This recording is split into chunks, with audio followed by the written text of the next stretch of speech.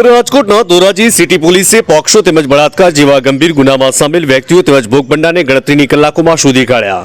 Dhoraji city police સ્ટેશનમાં નોંધાયેલા POCSO તેમજ દુષ્કર્મ સહિતની કલમ હેઠળ નોંધાયેલી પોલીસ ફરિયાદ બાદ પોલીસે કરી કાર્યવાહી.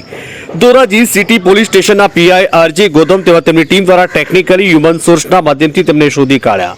સગીરા સાથે મિત્રતા કેળવી લગ્નની લાલચ આપી અવારનવાર દુષ્કર્મ કરવાની બાબતને લઈને પોલીસ ફરિયાદ નોંધાઈ હતી. ધોરાજી સિટી પોલીસ સ્ટેશનમાં નોંધાયેલ પોલીસ ફરિયાદ બાદ ધોરાજી સિટી પોલીસનો ભોગ બનનાર તેમજ દુષ્કર્મ આચરનાર મદદગારી કરીને શોધી કાઢ્યા. ધોરાજીના વિશાલ ઉર્ફે ગોપી મનીષભાઈ રાઠોડ સાથે તેમને મદદ કરનારા નરેશ ઉર્ફે નીર રાજાભાઈ રાઠોડ અને મોહનભાઈ મુન્નાભાઈ રાજવાણીને ગણતરીના કલાકોમાં શોધી કાઢ્યા. દુષ્કર્મ આચરનાર તેમના સાથીદારો દ્વારા ભોગ બનનાર ઉપર હુમલો કરી ઈજાઓ પહોંચાડવામાં આવી. ધોરાજી સિટી પોલીસે ગણતરીના કલાકોમાં તમામને શોધી કાઢી કાયદેસરની કાર્યવાહી હાથ ધરી.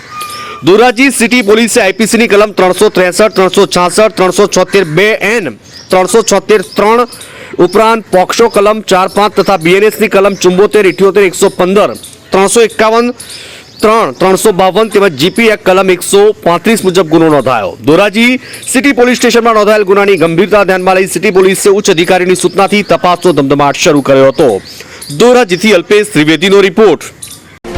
TV92 ગુજરાતનું આવાજ.